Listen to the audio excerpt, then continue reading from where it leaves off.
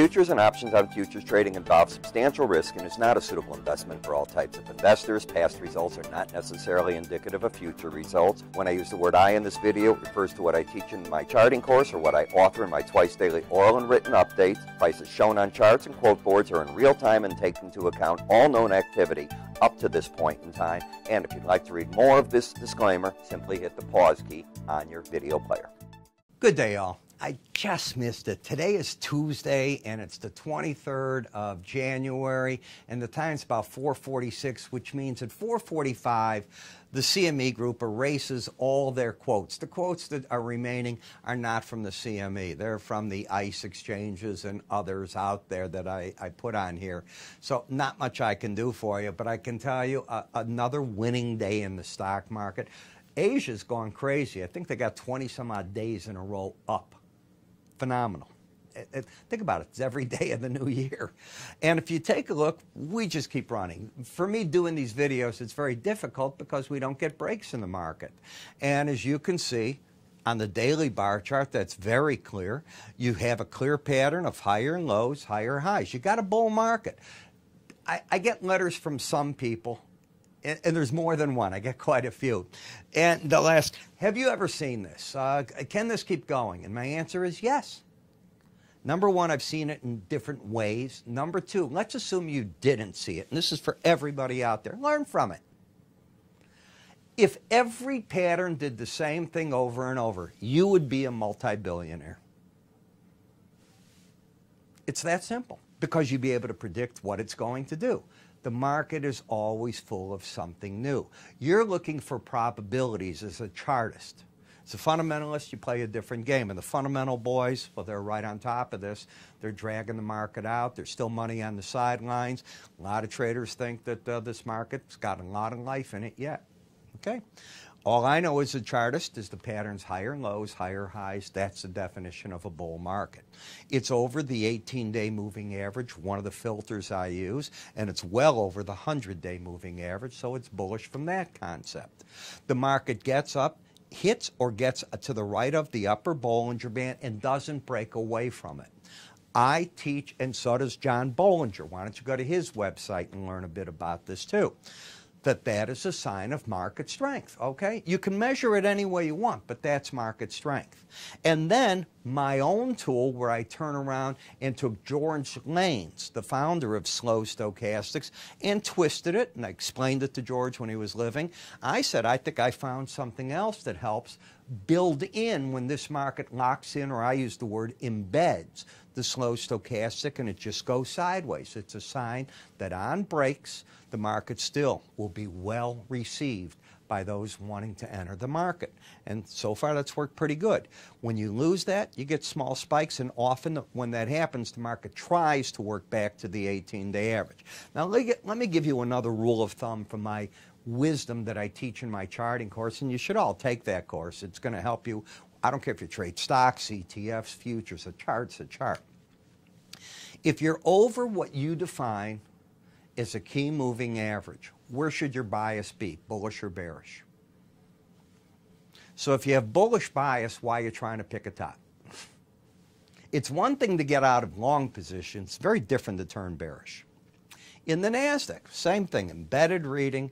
You've got the pattern beginning back here after this correction, higher lows, higher highs. And notice you keep running up to the upper Bollinger Band, bullish. Dow Jones, up to broken record, higher lows, higher highs. One market out of these indices, the four that I follow, isn't in that camp. It's trying to join right now. And it's trying to catch, if you will, up with the other indices. It's the Russell 2000. And as this is moving now, it's got the higher lows, higher highs, and all of a sudden, it's changing its character. It's staying at the upper Bollinger Band. It's not trying to break down anymore. And it's trying to embed. So there's a rotation apparently going on where this cap stock is now trying to join the parade. In the VIX, in the market today, you had another day where you made a lower low. You haven't gotten back to this support, but I still have that targeted. Momentum is pointing down, and if you believe, as I do, that momentum leads price, we still have an opportunity to get there. But, Where's the bias? It's still to the upside since you're over that 18-day average of closes. And what the market has done is it took this sideways action and shifted the volatility higher. Now, I was thinking about that the other day. Gee, if this market's going to run, why is that? And probably because as prices are breaking into these all-time highs, just normal breaks creates more volatility.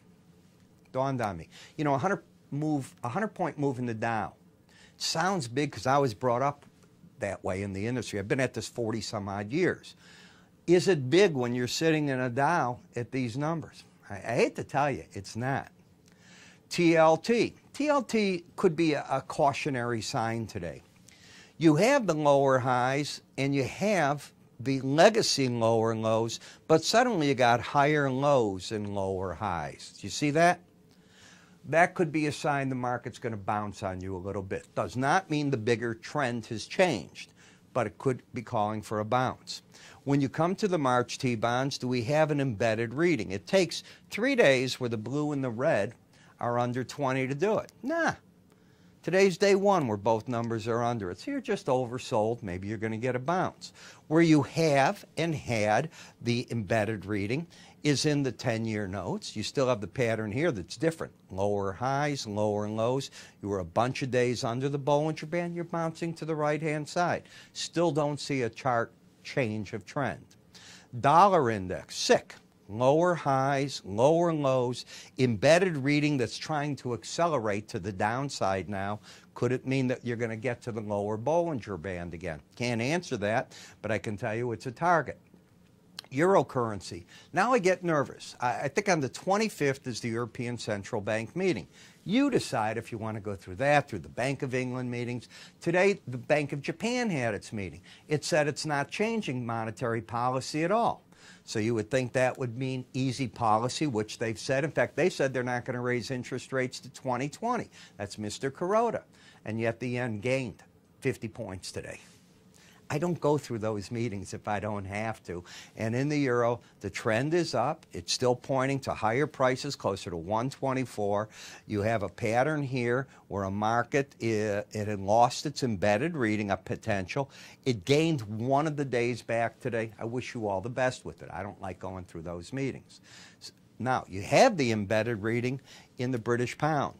I read some reports the other day where major banks are saying back to 133. Unfortunately, I don't see that on this chart. I see a market that's locked in a bull trend off momentum. I see higher lows, higher highs, and again, that pattern where this market's just hugging that Bollinger Band. Until it's over, it ain't over. In the end, so here you come today into this pattern, which I hate. You have the lower highs at work. I'm sorry, the higher lows and the higher high. But I can also argue the lower high and the higher lows. And I hate going into bank meetings. You just don't know what to expect. So I would think that the people that wanted to hear that the Bank of Japan was going to keep its monetary policy easy, as other currencies are getting ready to tighten them, might have had a bearish tilt. Okay. My tilt is you're still over the 18-day average of closes. You still have that number, and I don't know what's going to happen here in momentum. And what the market did is it had another up day. So it's still in its uptrend. In addition, you've gotten to the point where the 18-day average got over the 100-day. Do you see what's going on here? Watch this. It's going to cross right there today. So I don't have a reason other than cross pairs on currencies to consider that. In the Bitcoin, okay, this is the 15-minute chart, so trying to read a trend out of it, forget. If you get our price count studies in our QT software, I had written about Bitcoin. You might want to read about that. In the Brent, you've gone from 646 all the way down. You're at 543. As I said before, the trade isn't Brent itself or WTI. The bigger money was made recently in the differential of the spread between the two of them, and both are up, knocking on the door of making new highs. Are they overbought? You betcha. Did they get today an API number that was bullish at 3:30 in the afternoon? No, they did not. I think that number at best is a slight bearishness to it. But now you got to get the EIA number and that'll come out at 9:30 a.m. Central Time, and we'll see what goes on. But you're keeping the bias up because you refuse to close under that 18-day average, but I do think you're trendless in terms of swing line, not trendless in terms of, come on, the price is going up, the bias is up because you're over the 18-day average. I'm not blind, I see that. But as a technician, take all your name off and everything. Is that a pattern you want to enter? I'll leave that up to you. As we get over to the Rebob gasoline, higher lows, higher highs. This market, I know that some of you don't pay attention to price counts, but this has been under a wave of a very bullish price count that set itself up back here, and it has been carrying itself higher. Then we get to Nat Gas. And the Nat Gas just issued a series of new counts that are calling for higher prices. Now, we get warmer weather coming in, and I just checked on this. For the next week and a half, 10 days, it's going to be like in the Chicago area, and it does affect the East Coast because it all moves east eventually, where it's going to be cold, warm, but in February, it gets very much more seasonal to the cold side. Don't know if that means anything. Today, you rallied up. Now, one of the things we talk about is I try to explain my concepts. You do what you want in the market. I see resistance at the 100-day average and the upper Bollinger Band. You have a pattern of higher lows.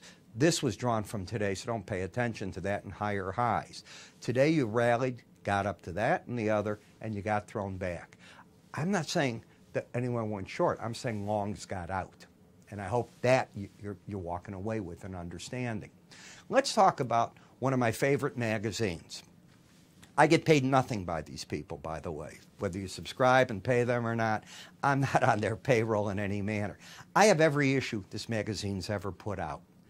And that's how much I believe in what they do, the people behind it. It's just a great magazine, BU, and ETFs, the futures, the stock market, derivatives. Take a look. It covers everything. NTGR, gearing for a breakout. ESV, where do you go? Now you start talking the Forex market, cycles if you go in here, what's going on in crude in the equity markets, option trades, spin-offs. It's something for everybody. But the meat for me is not so much that, really. The meat for me is this section, techniques and tactics.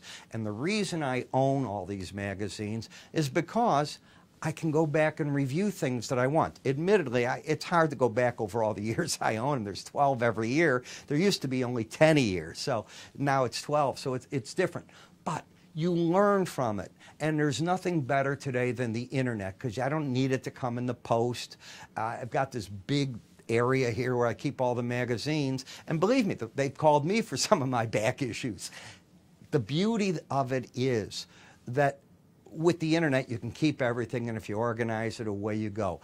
It's done in a great reader. It's got other stories in here that you're going to work with and how they go from there. This is what a typical article looks like. It's a $79 a year value if you go to them for it. They will send it by email. The same people will send it by email, and we can give it to you for free by email. And it comes with your daily market focus, which is their daily magazine. You know, it's nice to get a magazine once a month, but I like to know the stories, other stories as they're coming up, what's impacting the market. So how do you get this all? Because as I know, I'm the only person that's able to offer it because of my relationship that goes back. Call us. You can go to our website, www.iraepstein.com, under the word education. You can click up here if you're watching me on YouTube, or under us on many websites. It says, click here for Ira's free info. I'm Ira Epstein. Enjoy the bull markets. You take care.